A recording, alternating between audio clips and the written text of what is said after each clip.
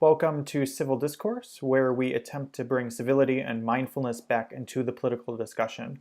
On today's panel, it is myself, Jamie Wojciechowski, along with Marilyn Brown, who's a licensed psychotherapist, artist, and activist. She shares her own journey of artistic recovery in her blog, mindfullyshe.com. We also have Derek Lemos, who's a comedian, writer, activist, and social worker, and his work can be seen at Everyday Feminism online. And lastly, we have Janelle Ryan, who's a New York City-based storyteller and activist who is currently in the process of developing a grassroots intersectional digital movement called Pull My People Up. Today's discussion is on the state of racial equality in the US. So I actually was at quite a few of the vigils and protests over the weekend in Los Angeles, which were very interesting. They were all, everything I experienced was incredibly peaceful and positive, with kind of this overriding message of unity and what can we do to all come together and actually create change together. And the one I was at yesterday, there was a vigil in Pan Pacific Park that was organized by a 16-year-old activist, which was incredible. One of the things I did notice was specifically a difference between this round of protests as opposed to ones that were happening last year or the year before, were actually the amount of white people that were there. The protest during the day was actually majority white. And at one point, the entire protest kind of circled up, and people started kind of going into the center. And the conversation kind of became about the best way for everyone to communicate and to, I guess, express frustration, but also solutions, and actually build a dialogue. So I'd be interested in your opinions on the best ways you think moving forward to build the dialogue.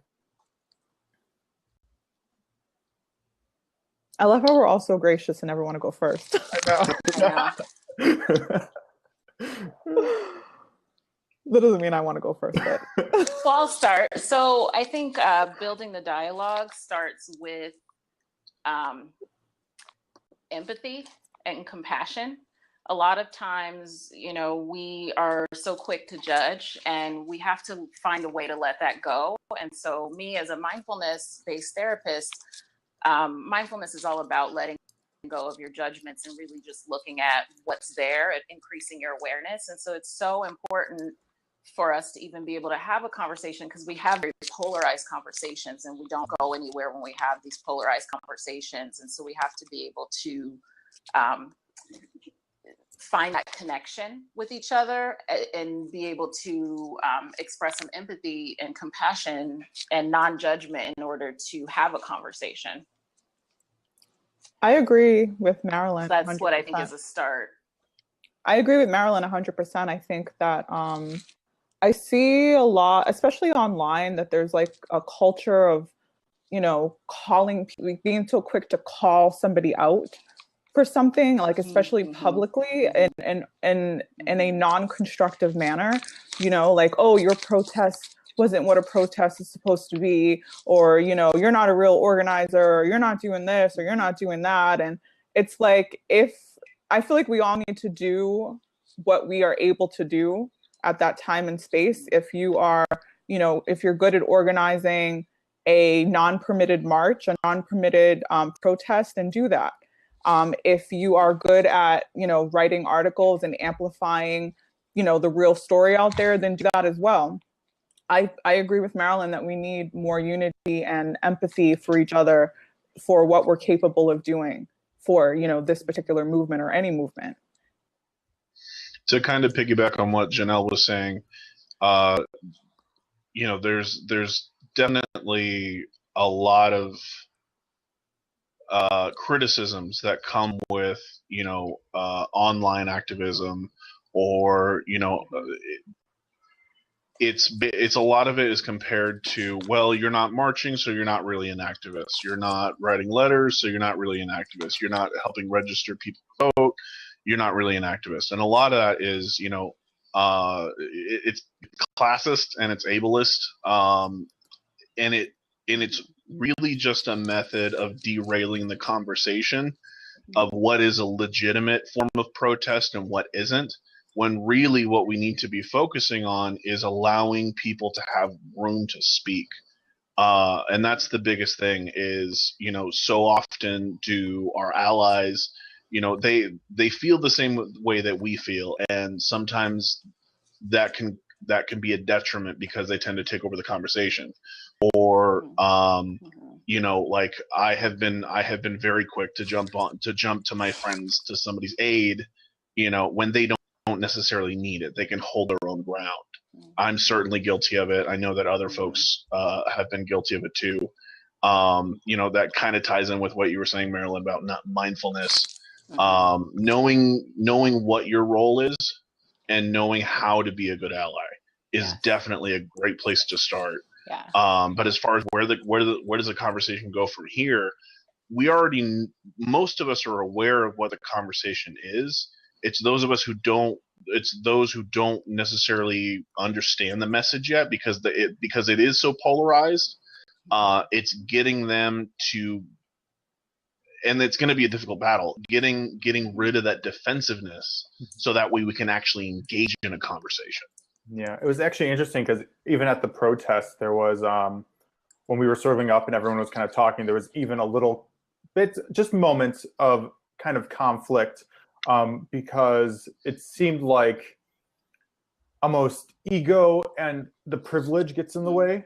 Because someone actually stepped forward, a young, I think it was the organizer, and she was just saying she would like everyone to just take a moment to acknowledge their privilege of being able to actually come out and do this.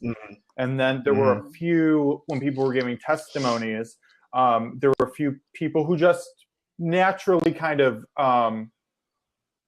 made, I guess, not necessarily judgments, but comments about white people in general. And it was very interesting to see a lot of the white people get defensive immediately and not be able to let their ego go of about, oh, this isn't about you. And they're not talking about you specifically. They're making a broader statement. So it was so interesting that even in the allies who understand the situation, that ego still was flaring up a lot during the protest. I think that to touch on something I didn't mention, I think that when it comes to having those tough conversations with somebody and, trying to work together and be a better ally, or, one organization working with another organization, I think it's important to, instead of calling people out, but calling people in and to, meet people where they're at and to, take somebody aside and explain to them, if they are, feeling a certain way about, a Black community, talking about how they feel the white community is treating them. If they are feeling uncomfortable about that, okay, it's not a Black person's responsibility to try to make somebody feel comfortable with that. But, instead of the white ally becoming defensive, maybe take somebody aside and ask, why is it that you feel that way? Why are you, referring to it in this manner? We talked about this when we had the last discussion, but it's like, I know that Marilyn has said she's experienced this, but being a mixed race person, when I find myself in white settings, I constantly get bombarded with why is it always they? And, it's like, it's not really my responsibility to explain that. And if you come to me in a less, just don't badger me over the head with it, but kind of ask me in a better way at a better time and place, like, we'll explain it to you. So I feel like I would like to see us get to a point where we can, instead of all this public criticism and bashing each other, like, if we can just take each other aside and have these conversations in a better way, in a mindful way. And I think, to add to what you're saying there, I think that people, when they have that initial reaction, I think that we're so avoidant of anything that may challenge our sense of self, our belief system. And so when people feel that reaction, even when an ally feels that, oh, I don't like that you said that, I feel like you're talking about me, or I feel defensive, I think that when you're able to look at it from a mindful perspective and you're practicing mindfulness and meditation, you look at that reaction and you say, wait a minute, something's going on inside of me. This is not about me, but yet I feel it. And so I think that's why, you know, again, everybody finding a way to become more mindful in their own lives can really, really help, because when you feel that reaction, you start to question yourself rather than questioning the environment, you know. Yep. And that goes to what Jamie was saying about checking your privilege. Yes. You know, knowing what space it is that you're in, and if they're having, you know, they're speaking about something in a general manner, like, you just have to take a moment and listen. Yeah, there's two. Yeah, absolutely. There's definitely, you know, I mean, as a comedian, you know, I make jokes all the time at the expense of, like, generally speaking, white people. I might make a comment, and, you know, there are a few people who do take it personally, and it comes back to that defensiveness. It's ego, and it's, you know, why are you picking on me? I didn't do anything wrong. And those are, you know, those are very nuanced conversations, and we can spend an hour talking about those things in particular. Right. But it's difficult to set those things aside as a completely, you know, separate entity. But it's having the willingness to be, because it does take a little bit of courage to be uncomfortable. That's just, you know, when we're challenged with something that is beyond our understanding or capacity. You know, when I make jokes at the expense of white people, it's because it's a lived experience. You know, when I'm sure, you know, when those people spoke up, it's because of a lived experience and a lived frustration. And so rather than seeing it as a personal attack, as a reflection of, oh, I didn't do anything wrong, I'm not guilty, seeing it as this person clearly has experienced something, and I should at least try to be a little more empathetic to what they're actually saying. Yeah, and it was actually a theme that kept coming up when people were talking yesterday, was this idea of allowing yourself to be uncomfortable with things. And that seems to be kind of a driving thing of, like, we don't want to talk about it because it makes us uncomfortable, and we don't want to self-reflect, or we don't want to have negative feelings about ourselves, so we just act like it doesn't exist. And it does seem like that's really a big portion of the pushback. It's that, and then it's just the racism and the hate. But it's like those two things run together, it seems like. Yeah, we can be allies and still have, you know, biases, and still have racist attitudes. I mean, racism isn't black and white. You know, it's it's very nuanced. Surprise.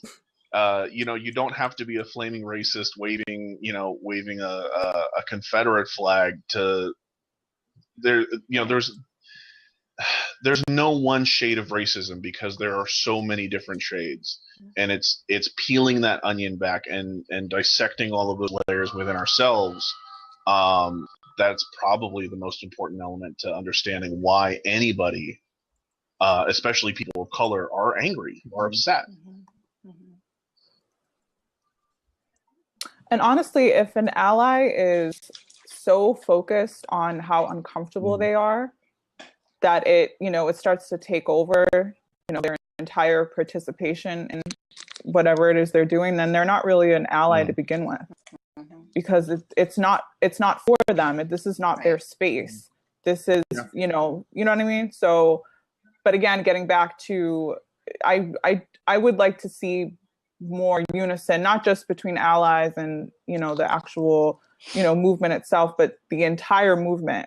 There's a lot of divisiveness, like Derek was saying, like, you know, you're not a real activist, you're not a real this, you're not a real that. It's like, we need everything, because there was a panel that I went to not too long ago, and a woman who's lived through the civil rights movement, and now she's fighting for the Black Lives Matter movement. She, you know, was saying how she hates when people say that it's just like, you know, the second coming of the civil rights movement. This is even more difficult than that, because as Derek was also saying, that racism, it's not just KKK hoodies And it's so nuanced now. It's so deeply seated into our culture, into everything that we do, that it's gonna take like, like surgical hands to get in there and, get all of that out of there if we even can. So yeah. Yeah, it's interesting because I don't know if this has been all of your experiences as well, but when I'm actually at the vigils and the protests, it seems like the major focus is on this unity we're talking about, as opposed to this me versus you or us versus them type attitude. And it seems like it's really only when it's covered by the media or online, and the way people interact online, that us versus them thing kind of takes over.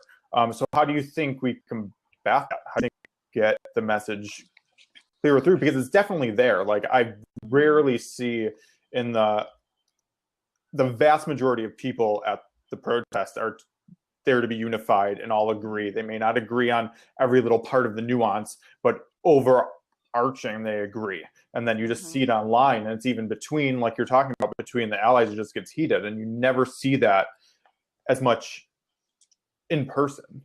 Right. I think we have to be very careful with where we get our media from, because it's very, very clear that mainstream media is not interested in actually showing what's happening and showing the truth. There were dozens and dozens of extremely peaceful protests over this last week. And the things that got coverage, was the Dallas shooting, and definitely the Dallas shooting was an issue, though it was not, perpetrated by Black Lives Matter and by the protester. Yeah, that's something to be covered, but at the same time, you don't see the coverage of the positive side of the movement. And I think a lot of it, like we discussed last time, if it bleeds, it leads. And so a lot of it is that when it's gripping, people want to watch it more, but at the same time, there's also a very, I believe, a very real agenda by the mainstream media to continue to push a certain narrative. And so I think we have to push back against that by sharing this type of media, by consuming more YouTube media, things like that, where it's where you can trust it, sharing things with each other. I think what Janelle said is great. If you're a writer, writing pieces and blogging about things and sharing the truth, so that we can, and being careful with what we share, I think is important as well, because a lot of times, and I've been guilty of this as well, looking at something, half reading it and sharing it. I think we have to be mindful of that as well. But social media is extremely powerful, and we have the power in our own hands. And so I think we need to use that. I agree. There's I was at a rally outside of LAPD headquarters yesterday, and it was organized by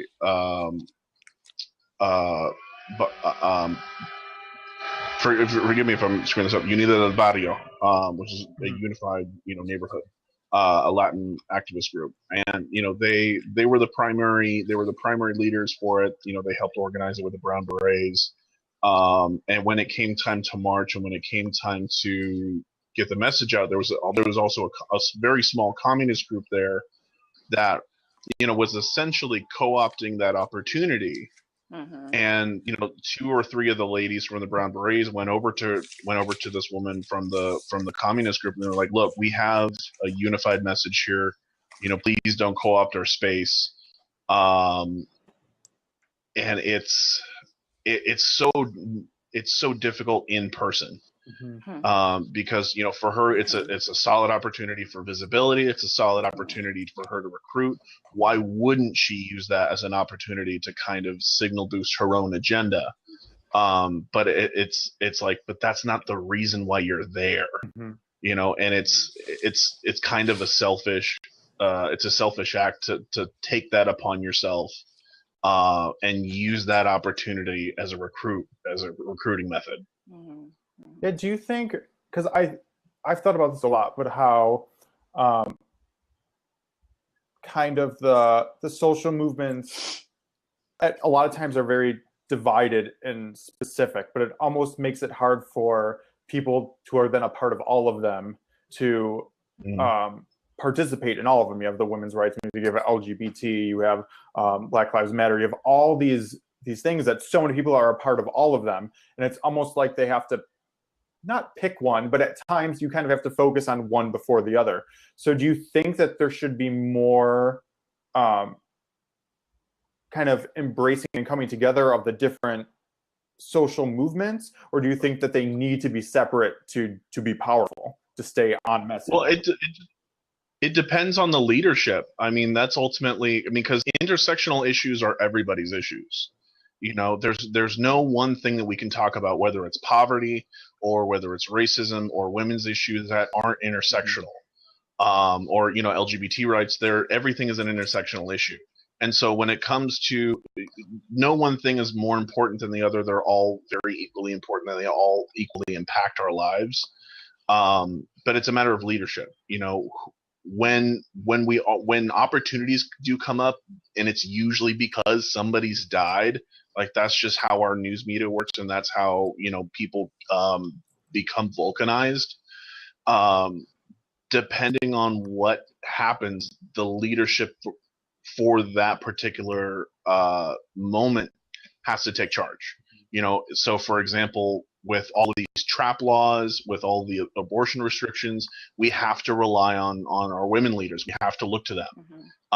You know, with the shooting of Black and brown folks, we have to look to our Black and brown leaders to say, hey, we're here. An army is literally behind you.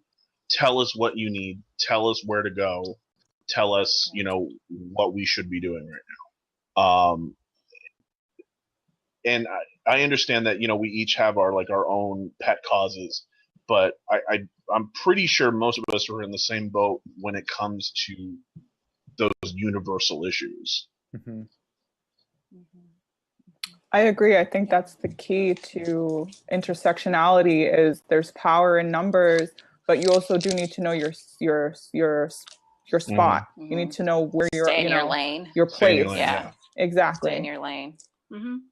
And if you notice, a lot of the same, you know, it's with like the Pulse nightclub incident, there was all these memes that were so true going around that, you know, the right wing couldn't decide who they hated more, Muslim people or the LGBTQ movement. And you notice that a lot of these people who hate one group of people hate another group of people.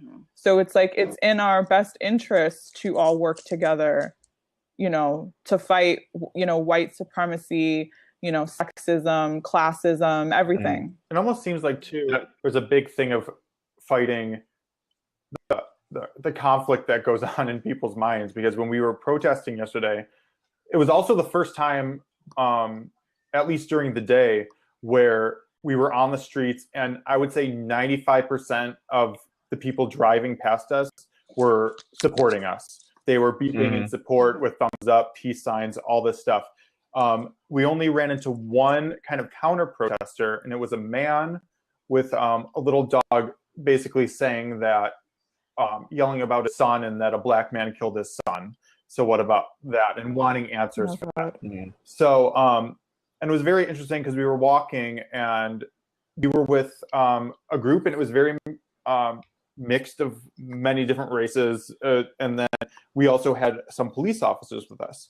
So we actually stopped and started talking to the man, saying like, it's not about that. But the problem is you thinking that because a Black man shot your son, that every Black man represents that one person. Like, that's the problem. It's, you don't do, and then we actually had a really good conversation, and by the end of it, he didn't necessarily come around, but you could see in his head that there was just this confusion. He stopped the anger and he left.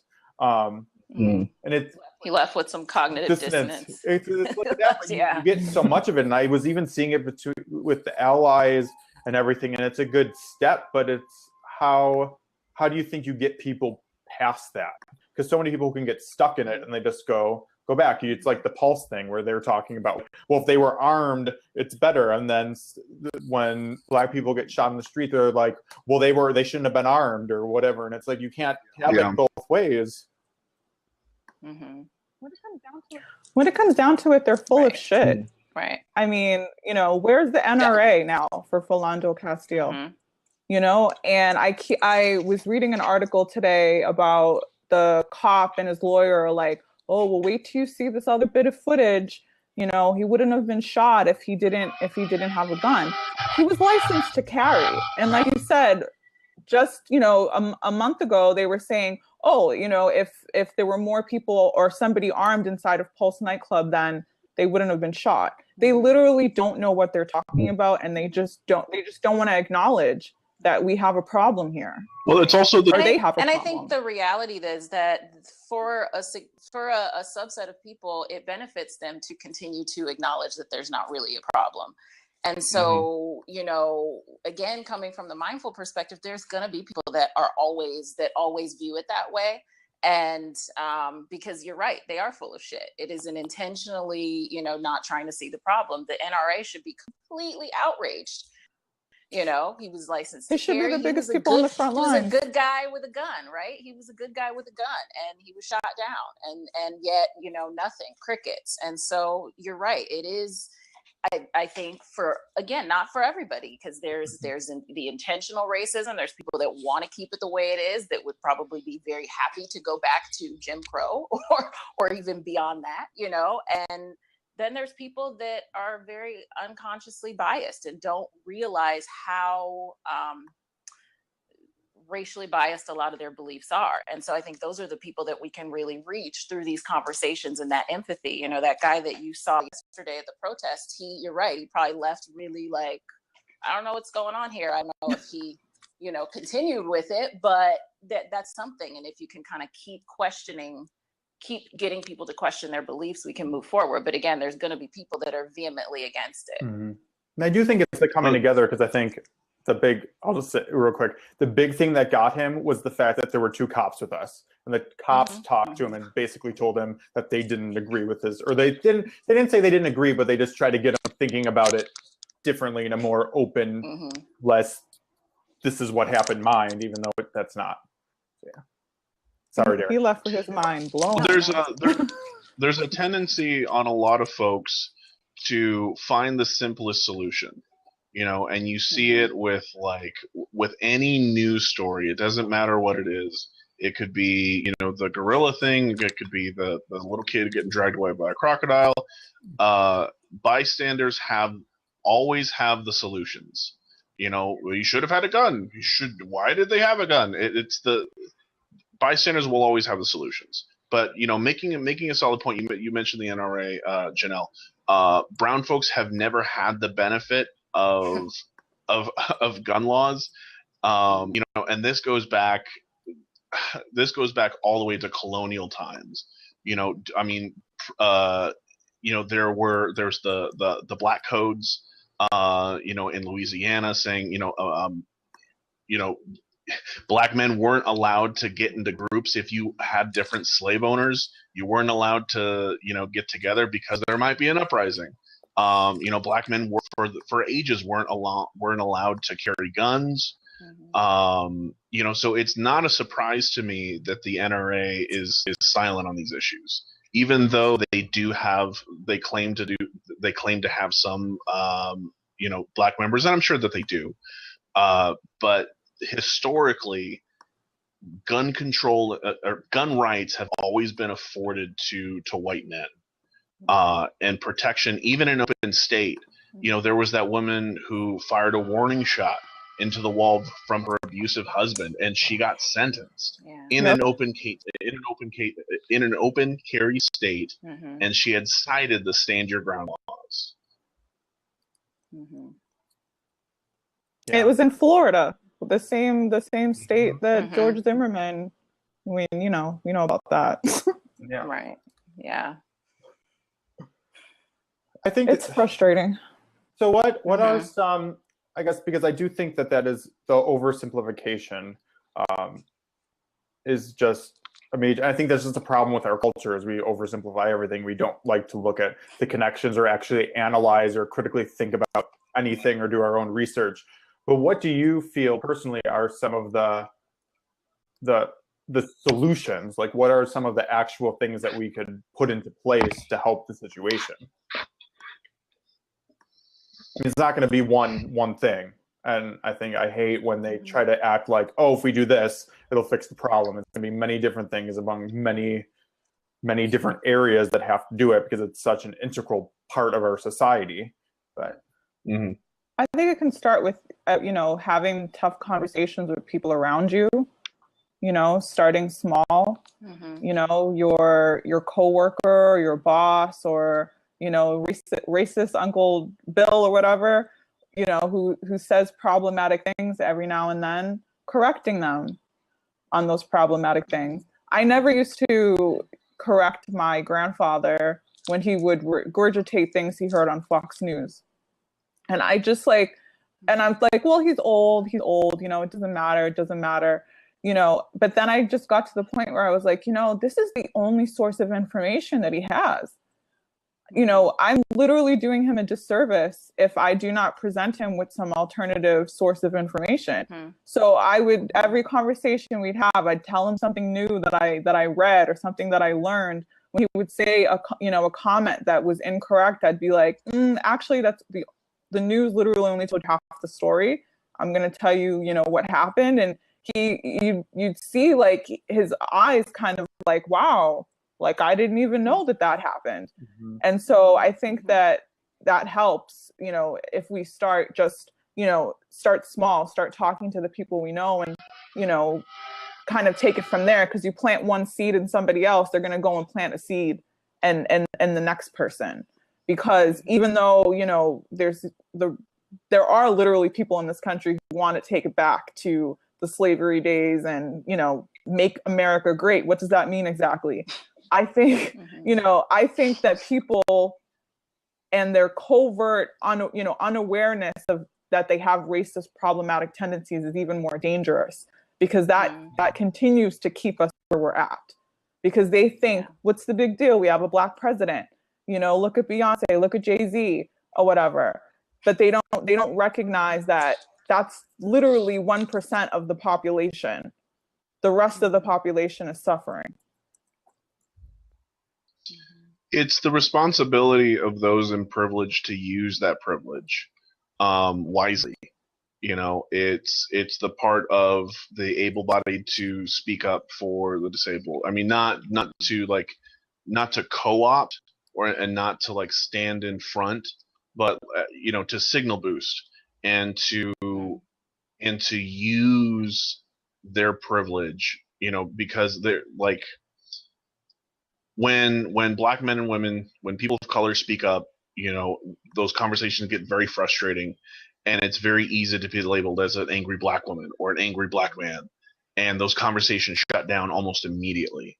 You're given a little more leniency if you're not a person of color. You're given, certain leniencies if you're not trans, if you're not queer, if you're not a woman. So it's the responsibility of those in privilege to use it responsibly. In small ways we can do that, like Janelle was saying, is confront and inform the people that we know and love. If how do I phrase this? I'm going to sit on that for a second. If Marilyn wants to say anything, I'm going to format what I want to say. So definitely agree with everything that Janelle and Derek said, and also I think it's so important for us to recognize that this is traumatic. The work that we do is traumatic. The exposure to this is traumatic, and we have to be aware of that, and we have to find a way to practice really good self-care and community care, so that we're not continuing to re-traumatize ourselves through this process. Last week, I had to disconnect a lot of times from from social media. I had to get offline. I had to go and read a book and go outside, because just hearing about these stories, seeing all of this is extremely traumatic, and we're not going to be able to continue to heal and to come together if we're not healthy and in a good space. And so I think that's really, really important. And I like that, you know, in the last week I saw an upsurgence of like mindfulness and mindful activism posts, because I think that's really important right now. To finish on that point, it's if everyone who wants to be a good ally, who's questioning how do I show support to my Black friends? How do I show support to my friends who are women? How do I show support to my friends who are trans, who are queer? Don't ask them. Don't be like, what can I do? What can I do? But just be, Marilyn put it so beautifully. Just be mindful, but also to just be receptive. I'm a firm believer that if you're listening to what your friends are saying, you'll know what they need. And in a lot of cases, they don't need your empty, my thoughts and prayers are with you, but they're nice, but they're not what a lot of your friends need. What usually your friends need are backup. They need you to have conversations with your own family, because those are the people who are responding to them on Twitter, on Facebook with really ignorant posts. They're the ones who are commenting, well, if Black people just followed the rules, then they never get shot.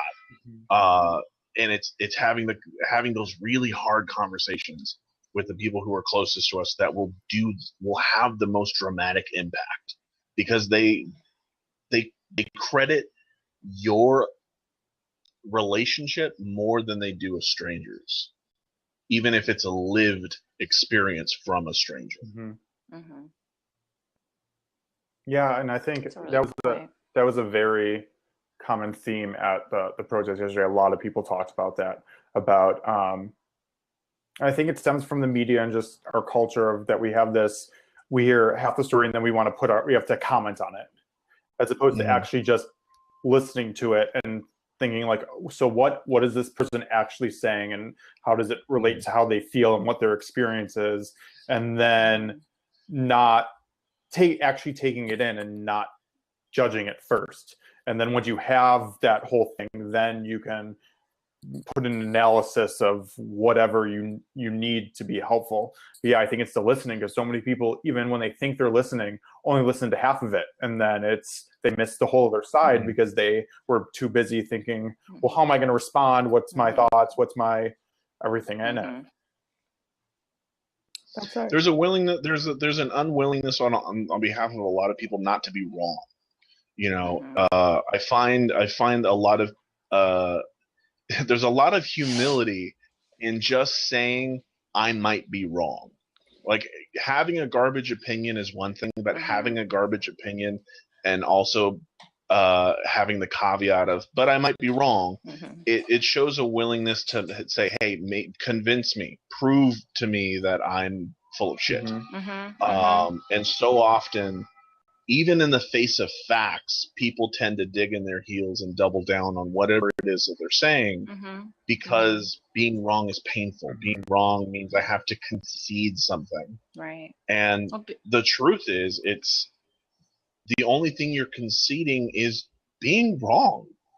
With that comes growth. With that comes maturity. With that comes the ability to say, I had this opinion. I thought that somebody from Black Lives Matter shot those police, but I was wrong. Even, there are still people echoing that same talking point, despite the fact that the dude was like, no, I'm not affiliated with anybody. This is the thing I did on my own. Yeah. There's also the whole people do that on purpose to drum them up for political reasons.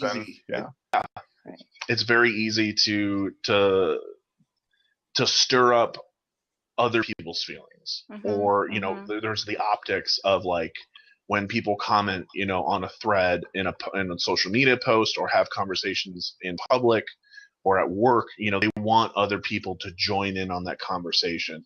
And by having what seems like a common sense response, well, that he shouldn't have had a hoodie on. He shouldn't have been walking in that thing. He should have just listened to the cop. It seems like you're not doing any harm because it's such a common sense response, but it's completely ignorant of any context, of any and of any truth, and of any critical thinking of like, okay, well, how did this moment, what were the surrounding things that led up to this moment or this incident or this murder? Right. And I think they don't have even thinking from that point of view, they don't even, it's the oversimplification, but they don't even think critically about the situation. It's like he was wearing a hoodie, so that scared someone, so he got shot.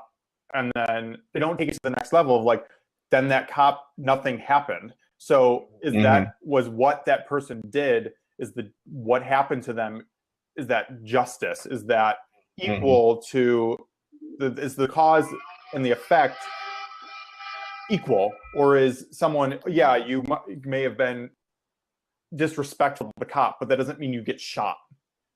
Yeah. Great. And that's a prevailing attitude, is that if you don't obey, that means you deserve death.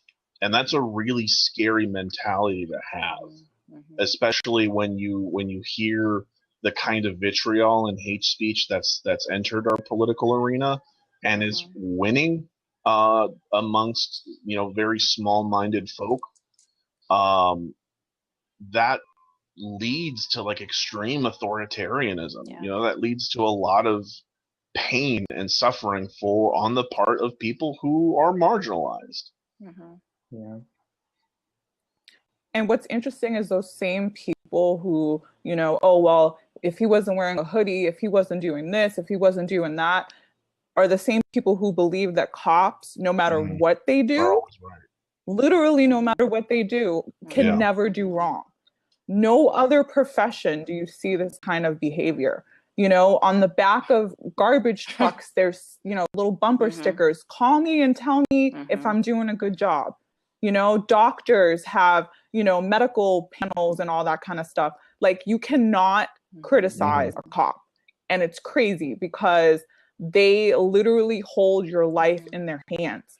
Whether it's arresting you over some bullshit or pulling the trigger or choking you to death. They literally hold your life in their hands. And I just cannot fathom how you could not, see that they are doing something wrong and that something needs to be corrected.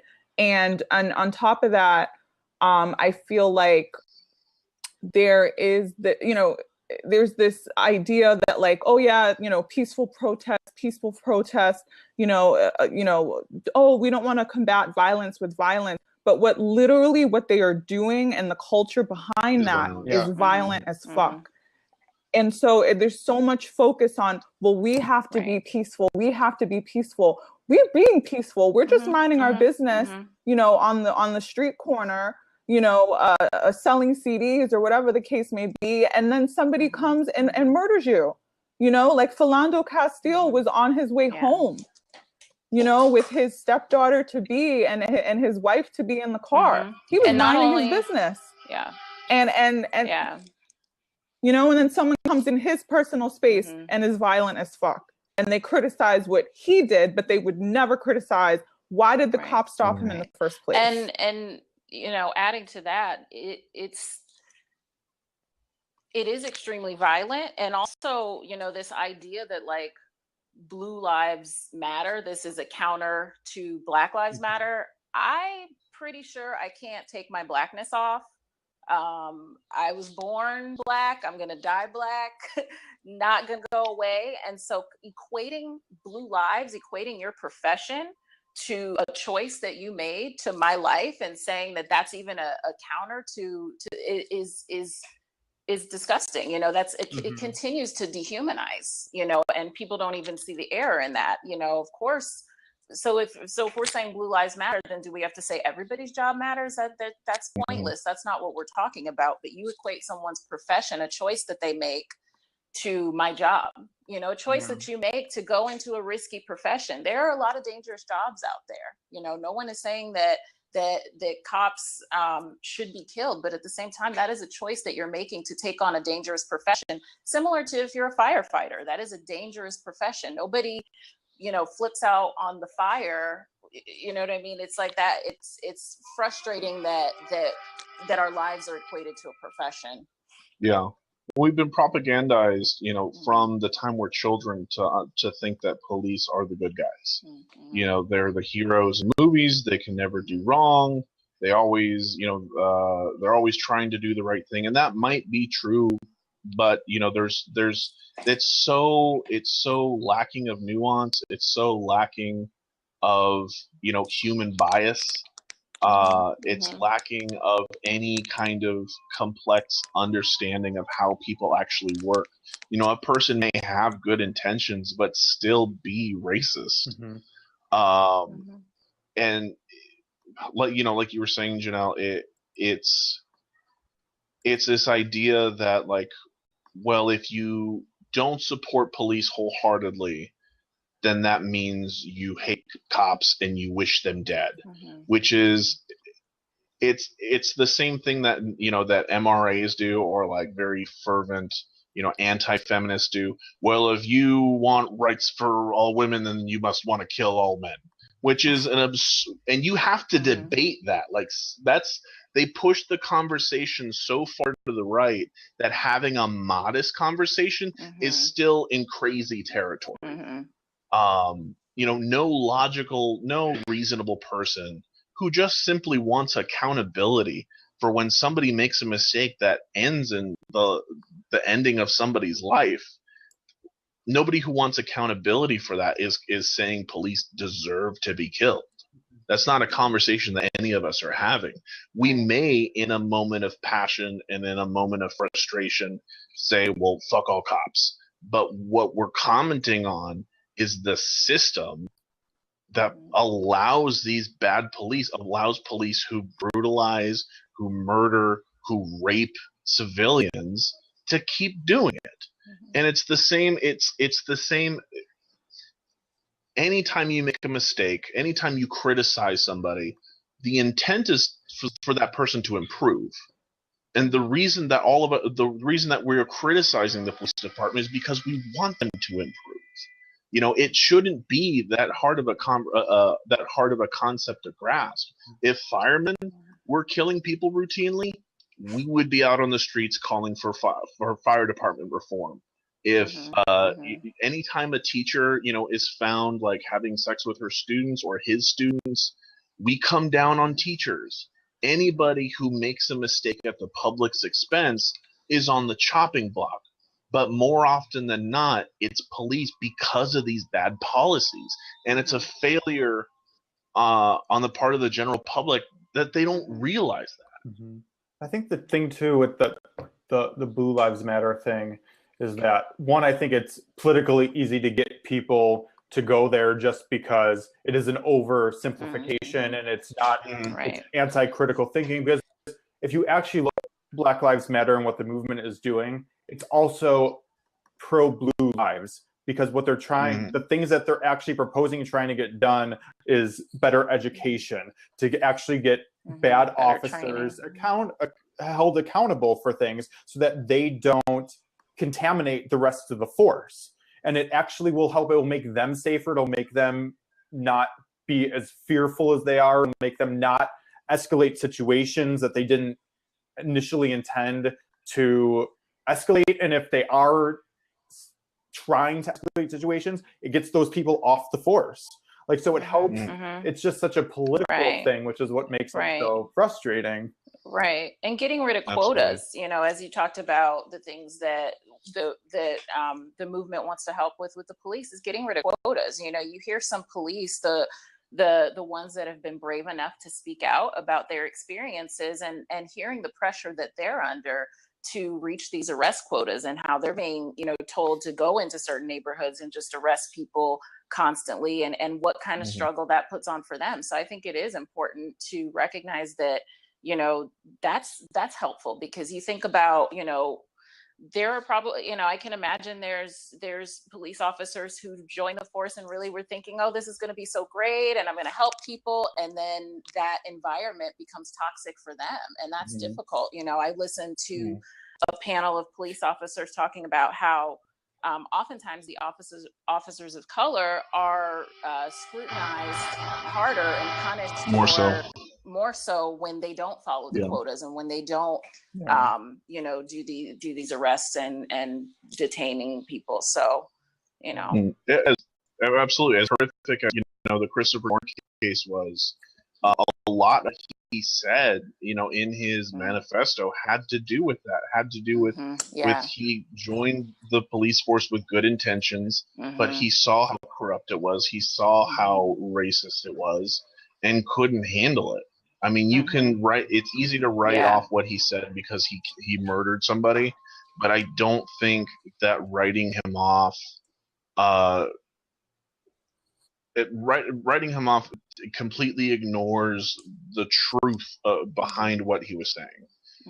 And any honest working cop who wants to make a difference understands that when you have bad apples, when you are able to get rid of them, it only makes your job easier. The community trusts you. They don't anticipate backlash for speaking out, which is why a lot of immigrants don't talk, which is why a lot of women don't talk. It's the numbers that we have are horrifying as it is. So, the unreported things, I only can imagine what the real numbers might look like. Because as it takes a lot for somebody to say, oh, well, I have no other options, I have to talk to the police. Especially if you already don't trust the police or the system. So you even have, if you don't trust the police or the system to begin with, what incentive do you have to actually go to them if you don't trust that they're going to actually fix the problem? Yeah, there's a backlog of how many tens of thousands of rape kits. What incentive and we don't prosecute rapists. So what incentive do women have to come forward? What incentive do immigrants have to come forward? Because the second that they do, legislation's been passed that they can get scooped up and deported. It's like you guys said earlier. I feel like you'd have to be completely dense to not want, relations between the police and the community, to improve. So you have to wonder, is there an ulterior motive to why you want things to remain the same? I feel like you said, like when somebody says, fuck the police, it's like, instead of, oh, I can't believe you said fuck the police, my brother's a police officer, or whatever the case may be. Think about the experience that person has had, not only, with the police, but just like, on a day-to-day basis. Perhaps they're constantly profiled, or whatever the case may be. They can't even speak up. How dare you continue to treat me as less than human? You can't even say, please stop killing me. It's like, it's not the way that people are protesting, it's not the way that they are speaking up about their pain. It's the fact that they even dare to do so.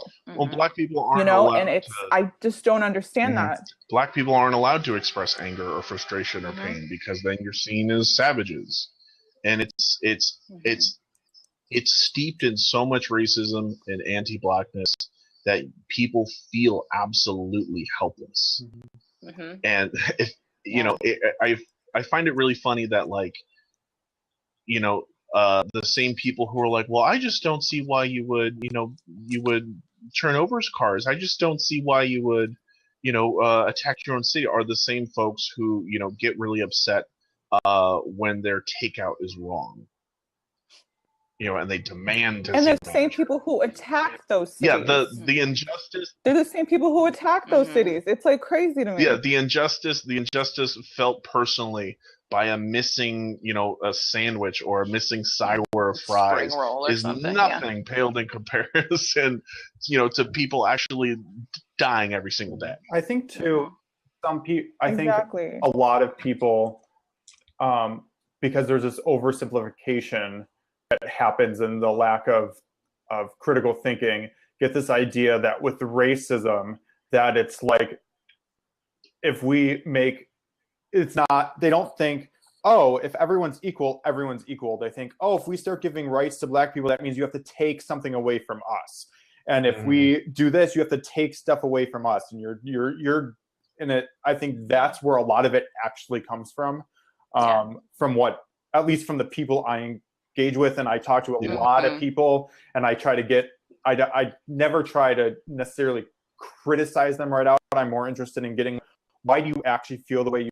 And almost everyone I get who is able to have an open dialogue and isn't just brainwashed to think a certain way, that's what it always comes down to, is they think somehow their life is going to be affected negatively, or they think that, oh, if we give Black people equal rights, they're going to do to us what we did to them, and they're going to try to then get more power and put us where we were. I mean, it's the same. Right. Yeah, well, you see it. It's the same when they say the gay agenda. Yeah, exactly. And it goes back to, that idea of scarcity. I feel like we're conditioned to be very fearful of scarcity and to feel like there's not enough to go around. A lot of, you look at our news, you look at commercials, you look at just the way we're conditioned in this country, is that there's not enough and somebody's going to come and take what's yours. And so you need to protect it at all costs. And so I think you're right that it's that it gets to that deep-seated fear. Well, if you have enough, then I won't have enough, or if you have more, then I'm not going to have enough. And so, I think you're right on with that. Yeah, absolutely. You saw it in the affirmative action case. That was my spot. That was a hot mess. That somebody took, that brown person took. That was my spot in college. And it comes to it's ego, it's privilege, it's it's an entire legacy of pushing down brown folks to get ahead. With capitalism, with the foundation of genocide and slavery that this country was built on. But yet somehow, if we stop killing Black people, then they're gonna do something. I don't know what they think the end goal is. And I saw this quote the other day: "America is lucky that Black people want equality and not revenge." Yeah. You also see it enter the political arena, like, for example, like the fear and the lack of empathy, and one for I'm just for myself, I'm not for other people. When you hear Bernie Sanders talk about free in-state college tuition, free tuition this or whatever, and people's the only response you have is, well, I have to pay for college, so why should, X, Y, Z? Like, how could you not want a better future for, your children's children, or, the people that are right here on this earth in this generation? I don't understand that. It's selfish, and it's no way for humanity to progress and truly grow. If you look at other, so-called civilized nations, education, just speaking on the education thing, it helps a country grow. It helps, it helps create new jobs. It helps does this, it helps do that. But even something basic like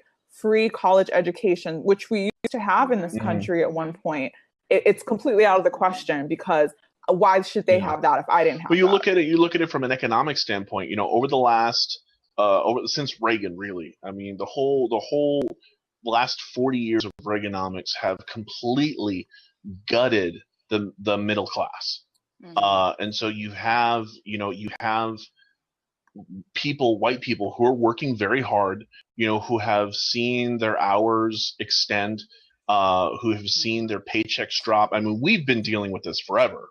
This isn't a new thing for people of color, but for middle class white folks who have seen their dreams diminish and they wonder, well, what happened? Where to go? And they're bombarded with underfunded schools, and they're bombarded with with this idea that capitalism is the only thing that will save you. You have to work really hard and come up with a really good idea, and one day you can join the millionaire class. You can join the millionaire club. When in reality they don't realize, and they buy into it. That's why well, it's going to work out for you if you just work really hard. Everybody's equal, and you just have to bootstraps your way up to the top. And they don't, they fail to realize that unless we do some really hard searching, most of us are going to be working until we're 75, because Social Security, the Republicans are eagerly, and some Democrats too, are eagerly eyeballing Social Security and saying, well, there's not going to be enough to go around. We need to cut benefits. We need to extend the age. And it's capitalism. It's unregulated capitalism, and underfunded education that's literally bred an entire generation of greedy people that are incapable of critical thinking.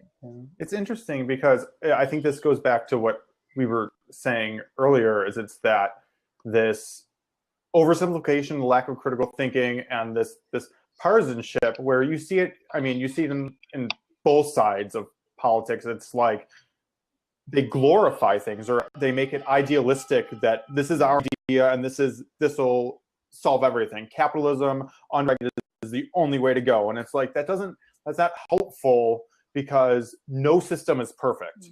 And it's like capitalism, you may love the free market capitalist idea, but it doesn't include everybody, because if there's not enough jobs for everybody, then it doesn't include everybody. And the whole point of it is that everything in the capitalist society is voluntary. Well, it's no longer voluntary if you can't voluntarily participate. So unless you're going to talk about the complex realities of it, nothing ever gets done. And that's the problem with so many things. The problem with all the racial and social things and all the political things, that we just don't have the conversation. We have the talking points of the partisan talking points of each side, and neither of them wants to engage in a conversation because it hurts their side.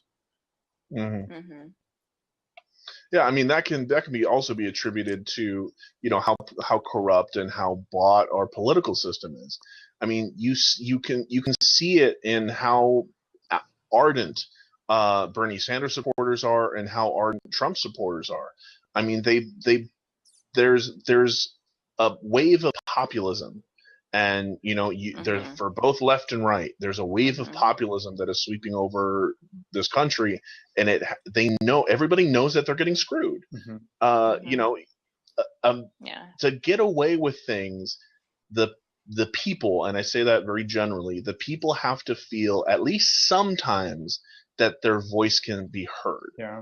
And it's not surprising that more often than not, if you ask people, do you feel like your voice matters? Do you feel like your opinion in politics matters? Do you feel like your vote matters?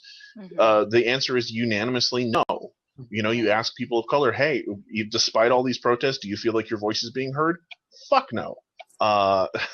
You ask middle class people who have been struggling for the last 30 years, do you feel like your voice is being heard? Do you feel like your income and your future potential is being protected?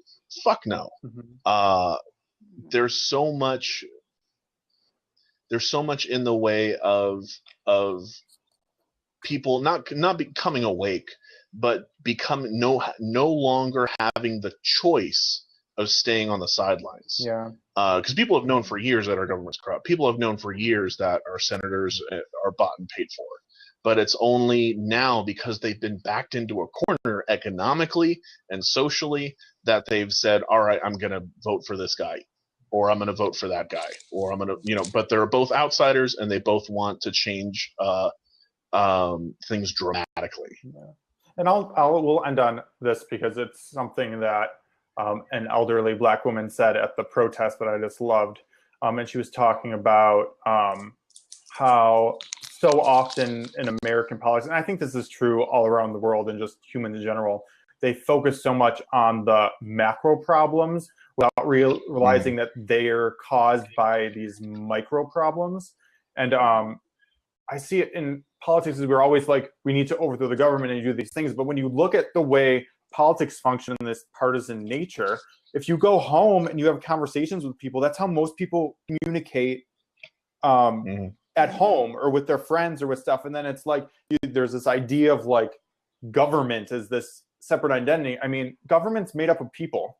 We created those people. Our culture developed those people. It's a representation of where we're at. And we never look at like how we're actually communicating or how, if we change things in our daily lives and people are just changing the way they actually interact with one another, all the political things will stop. And the lady was talking about, there were a lot of white people coming forward being like, what can we do to be more helpful? Like what kind of policies can we fight for and stuff? And she was basically like, well, I don't really know much about policy or anything, but the thing you can do is change the way you talk to people. Change, like if you catch yourself saying, like having a racist thought, don't try to hide it and feel ashamed, like acknowledge that you had it and actually think about, why did I have it? How can I respond differently to whatever caused me to have it next time? And then that actually changes the way people engage. And that's really how you get rid, because you can put all the policies to help with that. But until that happens, the racism's going nowhere. You just have policies that make it harder to do it. Yeah. Right. Yeah, confronting your own biases.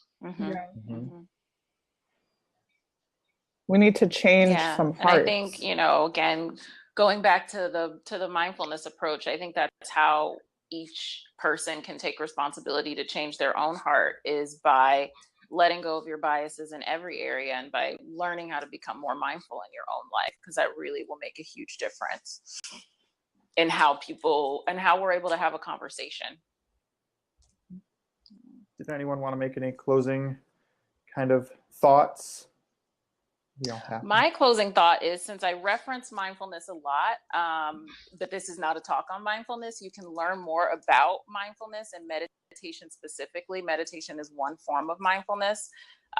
There's lots of different apps. I actually recommend Stop, Breathe, and Think. So that's an app. You can find it on iOS and on Android, and it's free, and it goes through, it's got, I think, like 15 free sitting meditations and also instruction on how to do it and why to do it. Headspace is also awesome. Thank you. I saw that pop up. Headspace is great too. So just a couple of different resources, because I think that that's really key for everybody. There's a lot of depending on what city you're in or whatever, if you go to meetups, there's just so many mindfulness meetups. And those are great because some people have a hard time, especially with the meditation, doing it by themselves because they're not accustomed to it, and it helps to have kind of a network of people to do it with. Can we actually go, because I think we had some skipped recording, can we just re-intro ourselves as an outro? Sure. I wanted to say in closing that it's like, I wanted to reiterate what Marilyn said about self-care, and that it's okay to step away. It's okay to, you know, to take some time for yourself, step away from one particular role that you had at one point and pick up another role if that happens to make you feel, you know, better at that current time. We shouldn't let this movement, whatever movement it is, break us. Because, you know, like, what's the use of fighting for a better future if you're not here to experience it? You know what I mean? If you break yourself to the point where, you know, you get sick, or, you know, you put yourself in literal danger, you know, for it. I feel like that's kind of our culture in general. No matter if you're, you know, you're fighting for something, it's like, you know, sleep is the cousin of death or whatever. But it's like, no, not sleeping and not taking care of yourself is the cousin of death. So I'd like us all to take better care of ourselves, get adequate sleep, and eat properly. And it's okay to step away. Oh, and my name is Janelle Ryan, and I live in New York City, and I work in casting during the day. And I'm a documentary filmmaker by night, and a video blogger, and I like to focus on social justice issues. And I've also protested at, you know, for at some point. And I kind of took a step back. I took a step away because I felt like it was starting to break me. And I decided to focus more on film because I honestly feel like, especially documentary film, can literally change some hearts, that it's transformative and it's transformed my heart and the way that, I eat and live and breathe. And so that's what I hope to contribute to the greater good of humanity is, through film. In closing, I challenge anybody to do some context, do some context research. If you're wondering, the media will very often make things appear to have happened in a vacuum. I mentioned the last time that we spoke, when the news was covering the uprising in Baltimore, they didn't mention that there were 100 days of peaceful protest. They didn't mention that the civilians were getting tear gassed night after night after night. But it's part of, I feel like if you want to be a participant in the dialogue, you have to do your homework. Come prepared to the table with some actual research. And that's the hardest thing, is because I know a lot of folks tend to just find the first thing that agrees with their standpoint, and go from there. But I'm challenging every single person to do your historical context homework. What is the legacy of violence against Black people? That they might find out about Tulsa. They might find out about the bombing in Philadelphia in the 70s. They'll find out about the race riots. The origins of the Klan. I mean, there's so much oppression, and there's so much oppression that not just Black folks have gone through, but other marginalized groups have gone through. And every single time something happens, it's just ratcheting up that heat on the pot just a little bit more until we reach a boiling point. And then it's like, well, how did we get here? And nobody saw it coming. So I would challenge anybody to do your homework. My name is Derek Lemos. I'm a stand-up comedian, writer, and activist living in Los Angeles. Tomorrow, July 12th at 9 a.m., I will be part of the Black Lives Matter protest at the LAPD headquarters. I don't know what time we're running till, but we will be starting at 9 a.m. Awesome. I'll reintroduce. I would really like people to look up slave patrols as well. To look up what? To look up what slave patrols are and how that absolutely. Relates the origins of the police. To the police. The police. So I'll just introduce myself again. I'm Marilyn Brown, and I'm a licensed psychotherapist in Los Angeles in private practice. And I specialize in mindfulness-based interventions for various different issues. And I also do some blogging and vlogging and artistic stuff in my off time. And I am Jay Wojciechowski. I'm an actor, writer, activist. I'm also a mindfulness practitioner. And I'm a correspondent for Citizens Media. And with everything being said, with phones having cameras now, just never be scared to be a citizen journalist. If you're ever at a protest or there's ever an event and you record it, you can share it on Citizen Media Facebook page. I'll put a link in some of the replays for that, just so that if anything happens, there's actual documentation that isn't just what the media is being fed. We created the organization after the Bernie Sanders convention in Nevada, where there was all this thing about chairs being thrown, and we had all this video of people who were there that showed that never happening, among many other things. So doing that gives us power, and it keeps the media accountable. And next week, same time, we are going to have a conversation on feminism and gender equality. So please join us then. Awesome. Thank you guys so much. Thank you so much. Thank you guys. Bye. Have a good night.